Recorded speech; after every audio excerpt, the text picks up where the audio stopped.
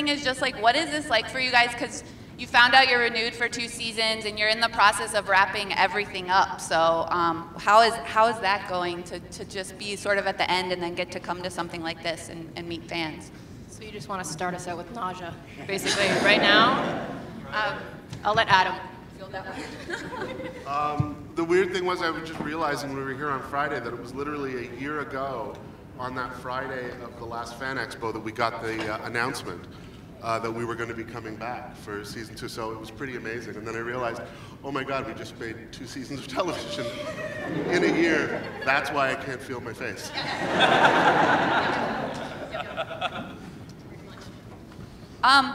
So one of the things I like about the show is we have so many interesting pairings, and I think we have a bunch of them up here, which is really cool.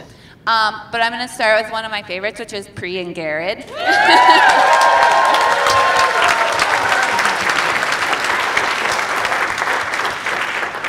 And it was really fun because we recently got to see Pree kind of go in and really save his man this week. And I wondered what you guys thought about like Pree's big rescue of Gared and what's it been like for you guys building that relationship? Well, he's an asshole, so. It's one of those funny things where we were talking about this earlier, that it started with a guest star for, can you hear me? All right? It started with a guest star part for Gavin in season 2. And because we were playing around with this energy in the scene, and Michelle, I remember at the wrap party for season 2, Michelle had been so busy that year because we got our notice late, so they were just writing all year long. She said, I just saw the rushes for that scene, and you guys have something going on. I'm like, you crazy bitch. I was right! Cut to season 2, she's like, so something's gonna happen. And the end, we got married. So luckily, we clicked, something happened. Yeah. Well, I stabbed him. I can't get into it in detail. But the audition for that character, that episode, I got stabbed in the eye. And they changed it to stab in the hand. So I die a lot. Not at Killjoys. A lot of jobs I get, I'm always the bad guy. I'm always, and so for this to start out like that and change it to something more unique and amazing and to be able to work with Tommy and everything else is just a blessing. And to thank you guys for that opportunity to come back and do it and to do stuff that I never get to do. Kiss Tom. Everyone gets to do that at some point. Let's face it. But it's been amazing, man. It's been amazing. And thanks to all you guys too for just supporting it, and it's just been awesome. But it's the response from the audience, of course, that the writers, they get what you guys are interested in and what you're responding to, and that helps sort of guide the story. So we've ended up having to go on this cool ride. And again, like great person, lots of laughs, and because we're having fun, I think that you get that we're having fun. And so it feels easy because we're just easy. Like he's easy going, I'm very easy. Pretty easy. Very that's a different story. Very easy. Let it be known. So it's been great. Great. Kelly and Atticus, you guys play a couple that's maybe not as lovey-dovey as Pree and Gared. Say that. Sex is love. Okay? But like we've recently seen Zeph kind of go to these drastic measures to save Pip. So might her feelings be changing a little bit for Pip? And I guess, what is it like? What did you guys think of playing this relationship that was kind of flipped from what we're normally seeing, where it's the woman that is kind of like, let's just keep it casual and stuff? So. You want to field that one? I mean, I can't necessarily speak for Zeph in this situation. But we initially, we were so unsure. I mean, I came into the show in season 3 and I didn't know my part would actually be anything big at all, and then it became something substantial, and then this became a thing. And Kelly and I were friends before, and I don't know how we got so caught up in just kind of like disagreeing with almost everything that was being written down. It's like, this makes no sense. Who are these people to each other? It doesn't make any sense. They would never kiss. kiss. It's about me and my journey, and come on, yeah. But then I don't know, I mean, credit to literally everybody else who's on the show, and Michelle and everything, for making it all make sense. And then as we get to the end of season 4 and as the show continued, everything just kind of clicked and we went, oh, this is why they're not in love. I don't know, are they? Honestly, I think a testament to the show and the writing is the relationships are so nuanced and so true to life, and so something I can relate to, and I think obviously hopefully you guys can relate to as well. Like, just because we're in the future and it's space and it's sci-fi doesn't mean we can have these really textured, rich, dynamic relationships. And I think one that everyone can relate to is, you know, especially, I mean, as a woman, and as Bridget said, like, you always get these characters as a woman that are like, you're in love with him and that's it. That's as simple as that. And it's just never as simple as that. And Zeph has like some heavy lifting in terms of her career as a scientist and her with the Killjoys, and she's trying to figure out how Pip fits into that. And it's not as simple. And we had a lot of fun. Like our on-set trying to figure it out was as complicated as like how it kind of ended up on the page in a way. So it was really fun to kind of maneuver all that. But yeah, she's got shit to do. She's got shit to do. She doesn't have time. Piven doesn't. Piven has like nothing just, like, to do. waiting, like, yeah. She's got shit okay, to do. now we can. That later. Okay, great. Yeah, but to answer the question more directly about is she getting is she developing more feelings for Pip? I think it's really she's dealing with a lot of her own personal baggage and her own relationship with relationships. Maybe not, it's not really Pip, it's not you, it's me. That's what I'll say, that's it. Yeah. And like Rob and Patrick and Sean, you guys are way down there, but. Are we a couple? Three amigos. I know. This is a threesome It's down a here? throuple, yeah, you're in a throuple. This show has everything. Yeah. The end jacuzzi. But you guys all play these characters that at first you weren't really a part of Team Awesome Force. You were, or even you were their enemy, the big bad, or just people that didn't really want to maybe even be a part of the team. But you've sort of, as the seasons have gone on, you guys are now all three kind of part of this family. So I guess I just wonder if you could talk about the journeys your characters have taken from like being kind of antagonists and against the team, and now you guys are all kind of in the team. And I think like Turin's even calling people my guys and stuff like that. So Yeah, and then they killed him, right? They give you your guy, and then they killed him. You know, so it's all good. But I mean, you know, it goes from sort of, are you guys jazzed? You're getting another 2 seasons. You kind of are always waiting for the cast list you ain't on. You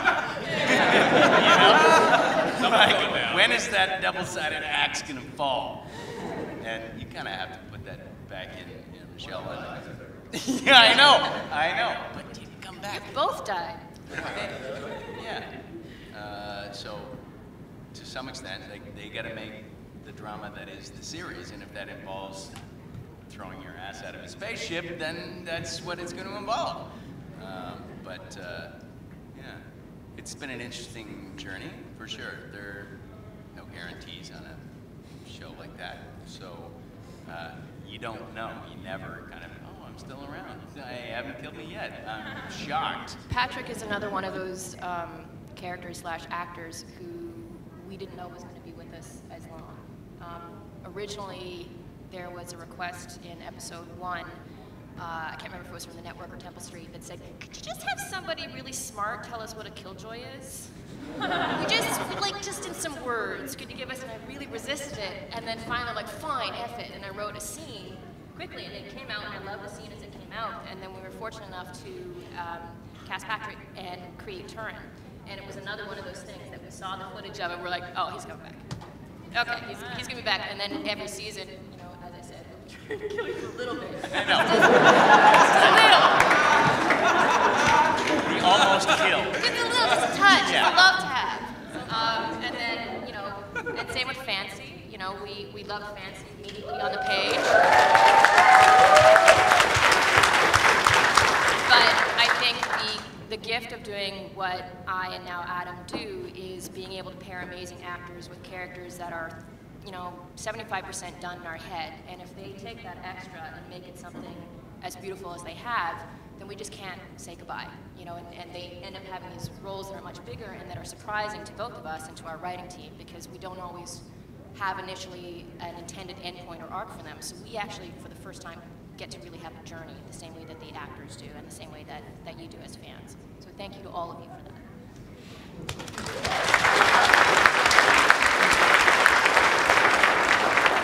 Just to answer Bridget's question, for Fancy, I think well, he's the designated asshole. So I think We fight for the chair. I trained you to become an asshole.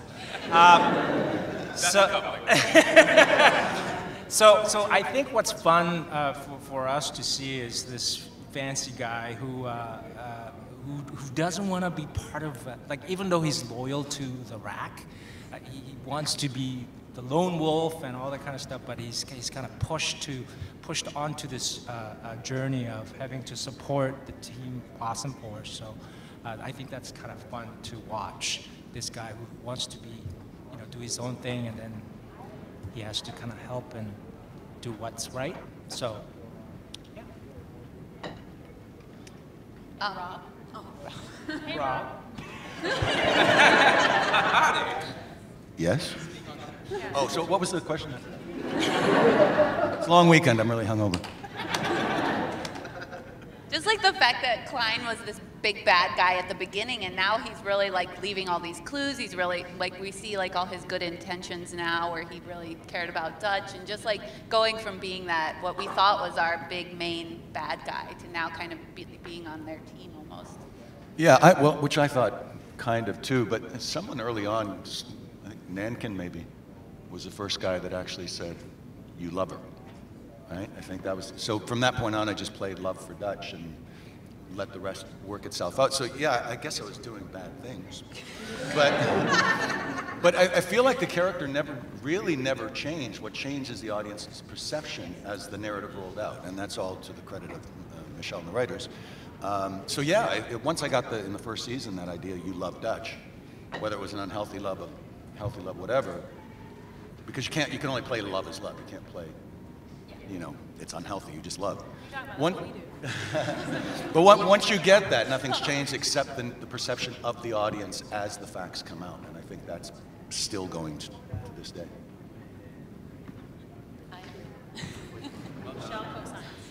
Speaking of love, like we recently met Dutch's mother, and we saw that Klein had a pretty big love affair with her. I guess, what did you? I love that you can call marriage a love affair.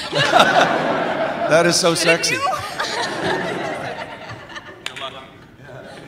I don't know. It seemed like a pretty good love story to me, but I guess, what do you imagine like a fool in young and in love Klein was like? I wonder. I think he was probably adorable.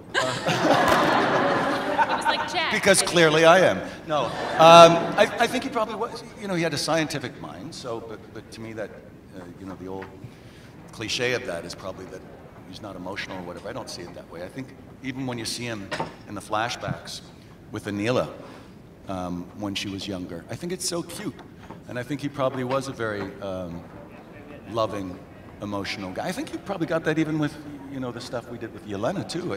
There was a lot of wonderful, charming, emotional stuff there, which the green, you know, naturally takes the piss out of. So I can imagine him having a wonderful marriage, and then in the end, crashing it because he had to do what he had to do. He did the best he could in a bad place. And for Adam and Michelle, like giving us Dutch's mother and finally introducing that character, what did you guys take into consideration in giving us that character, and then casting, how you were going to cast the actress and things like that? Well, it was a big surprise to us in the room when we came up with the idea. I remember that night, and we were trying to figure out who are they going to meet when they go to this place. And as usually happens in the writing room, you kind of, out of sheer desperation and exhaustion, go, well, what if? And I think it was Andrew, the writer who wrote it, who said, what if it was his mom? And we were all like, I don't understand how that works at all. That makes no sense. It's crazy. It clearly is what we have to do. Which is how most of the best ideas in the show come along. So you know, the casting definitely took a long process because, of course, what we also knew we were doing, because we figured it wasn't hard enough just to create that, we're also trying to create her at the beginning of the season in that flashback sequence, because we knew at that point, oh, we were going to be laying in the pipe to say who that was. So the casting took a while, to be honest. I mean, just to find that person who could play both a realistic assassin, murderer, cool person to fight Dutch, and then also to play the regal charm of Yelena, and then also the emotion and the heartbreak. So, you know, it took a while. We kept looking around for people, and then Karen Glaive, who came along, was a delight for me because I'd worked with her before on another Canadian TV show called Remedy, and she had been in. So when we saw Karen, for me, that was the moment I was like, oh, perfect. And of course, that's thanks to Jason Knight, who's here today, our absolutely incredible casting man, who brings us just the best actors all the time. And so once we had Karen, it all just kind of fell into place. Jason's here!